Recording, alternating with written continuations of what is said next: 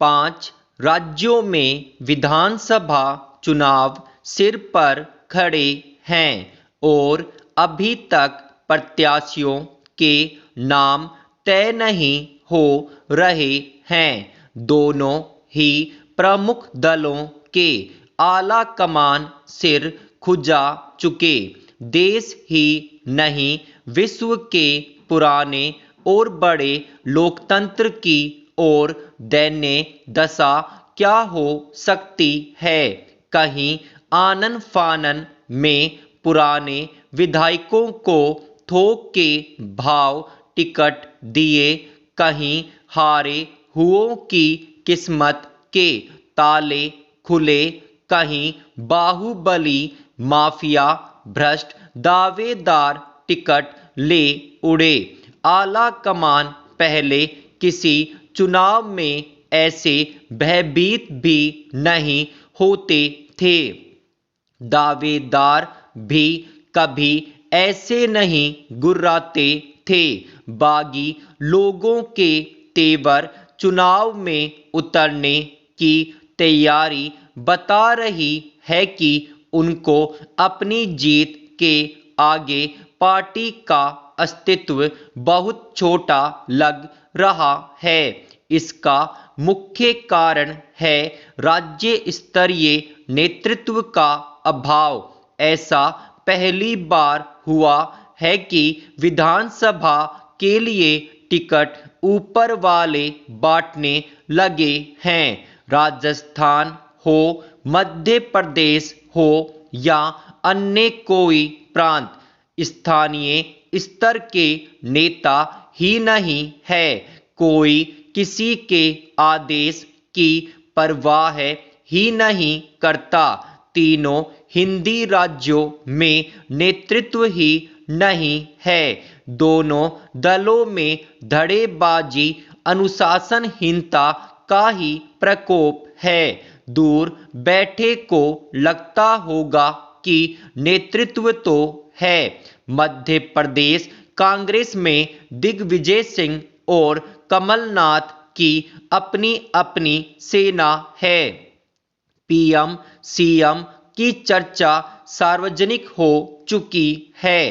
राजस्थान में वसुंधरा की लहर भले ही ठंडी दिखाई दे रही है, फुफकार तो सुनाई दे रही है। नीचे राज्य स्तर का नेता दिखाई ही नहीं देता। पायलट के पीछे की शक्ति अशांत है। छत्तीसगढ़ भाजपा में नेता कहाँ है? बघेल और सिंहदेव की सेना पूरे आवेश में है। यह जो खेमाबंदी है वह लोगों को जीत के लिए नहीं, हराने के लिए प्रेरित कर रही है। भाजपा आला कमान में 2 नेता, कांग्रेस आला कमान में एक परिवार ही देश के लोकतंत्र को संभाले हुए है। ये शासक वर्ग है, शेष देशवासी शासित हैं। सत्ता का विकेंद्रीकरण कहीं नहीं है। नीचे हर जन प्रतिनिधि स्वयं को शासक मान बैठा है। सत्ता उसका अधिकार बन गया है। वही राज करेगा या उसका परिवार। नौकरशाह सूटकेस पहुंचाएंगे अब 2, किसी अन्य को टिकट खा जाऊंगा। ज्यादा किया तो बिखेर दूंगा, लेकिन किसी अन्य को खाने नहीं दूंगा। कैसा खून मुंह लगा है। यही भ्रष्टाचार के केंद्रीकरण का भी मूल कारण बन गया। ऊपर नीचे न तो नेतृत्व का विकास और न ही नियंत्रक तंत्र है। सरकार का पर्याय भ्रष्टाचार है। राजीव गांधी काल में कहा गया कि 1 रुपये में से नीचे तक सिर्फ 15 पैसे पहुंचते हैं। आज कुछ नहीं पहुंचता।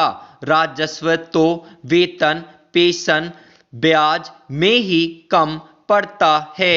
इसके लिए भी उधार लेना पड़ता है।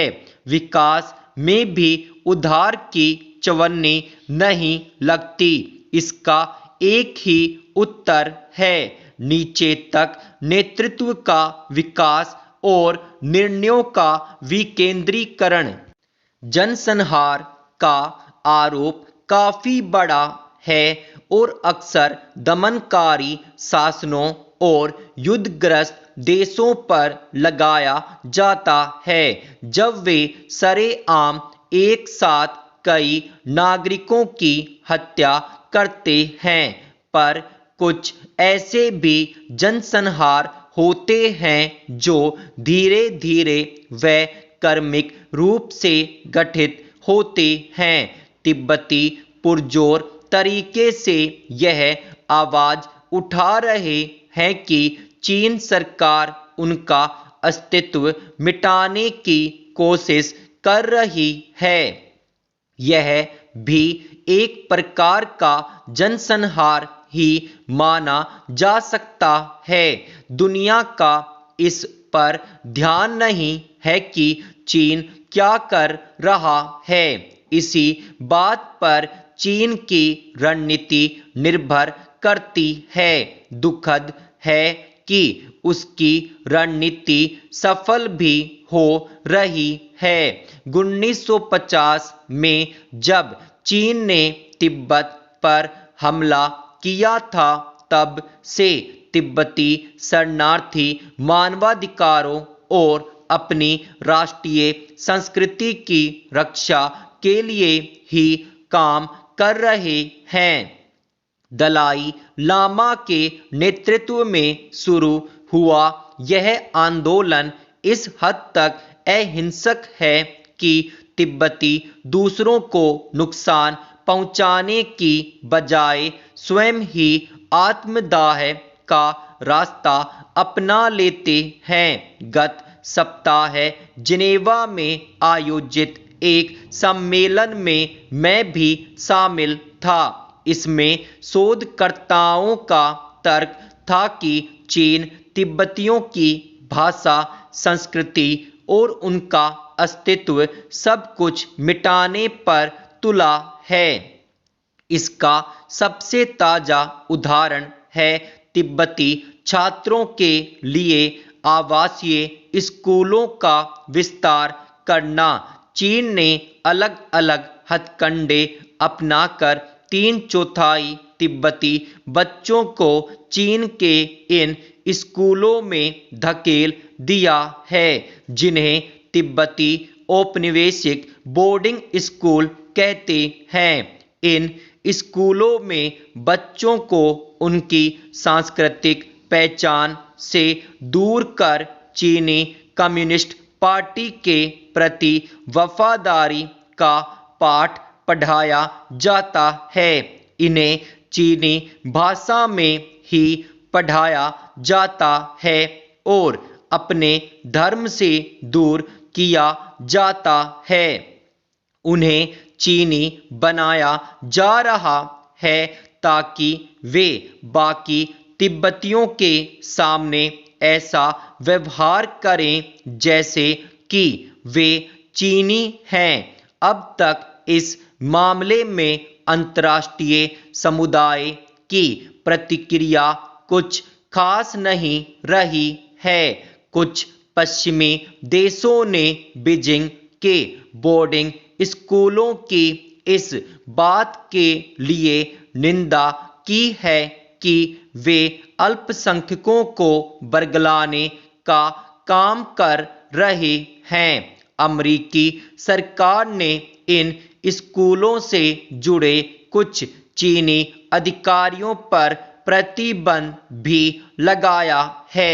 चीन विदेश प्रतिनिधियों की यात्रा का प्रबंध भी इसी तरह का करता है कि कोई उसे असहज करने वाले सवाल न उठा सके।